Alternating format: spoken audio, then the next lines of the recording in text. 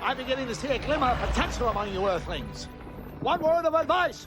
You'll never completely advance as a culture until you take care of your oceans and do away with daytime talk shows. Disney's My Favorite Martian.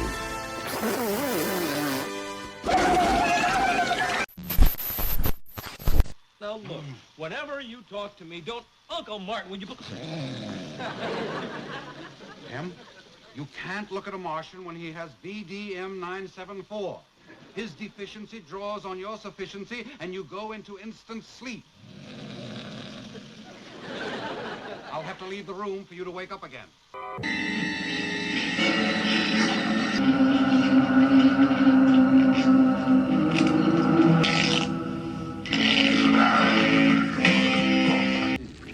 That gum lost its flavor in 66. You know, it's pretty funny to say that, hey, you remember when Disney actually used to make good stuff? Or like, you know, when Disney made good live action movies, or when Disney made good animated movies, or just when Disney cared about making good material in general. It did exist. That time was not that long ago, actually. We used to actually get a lot of good stuff from Disney. And one of my favorites, one of the first reboots that we actually had as of, you know, my generation of the 90s was My Favorite Martian.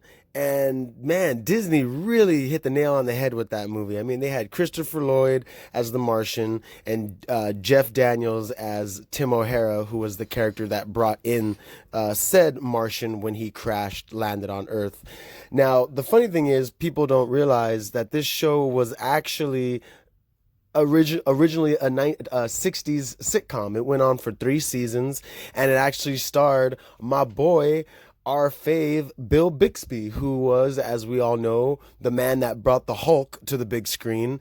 And he was one of the original people that wanted this show to be wanted the show to be a show in the 60s, My Favorite Martian. And it is great because it is literally verbatim.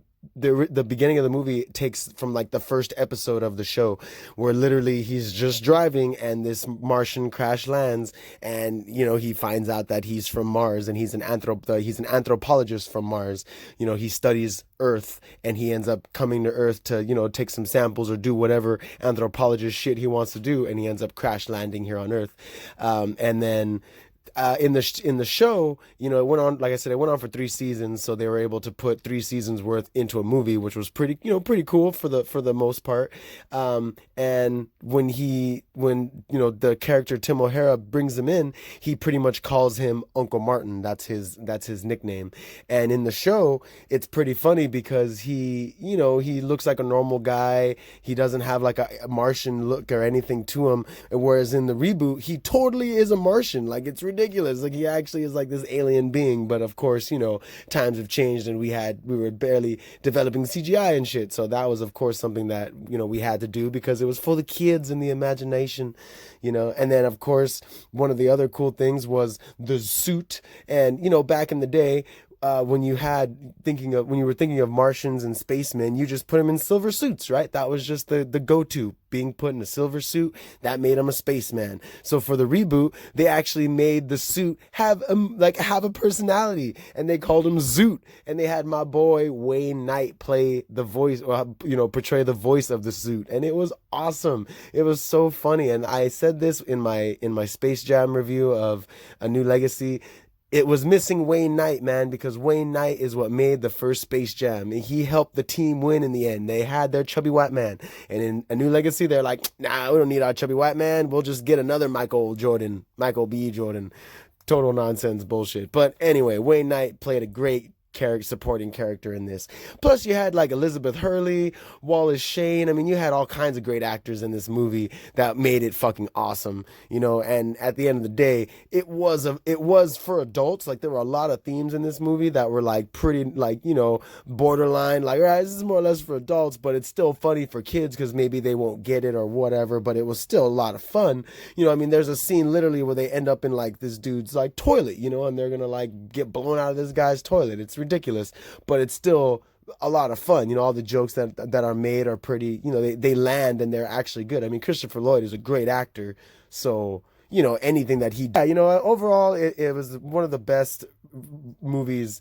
Oh, it was one of my favorite movies of my childhood, My Favorite Martian. And I used to watch the TV show when I was a kid, and, you know, I loved it. It was one of my favorite shows, and I know a lot of my friends watch cartoons, and I watch cartoons too, but I also grew up on, like, you know, I Love Lucy, The Three Stooges. I watched a lot of Xena and, like, The Lost World, Stargate. Like, I watched a lot of live action TV, like just television shows versus cartoons, but I also watched a lot of cartoons. I mean, you know, don't get it twisted. But again, My Favorite Martian, it definitely shows that Disney has the potential to make whatever jokes they want, and they could be the butt end of their own jokes and actually make shit land in 2021 if they wanted to.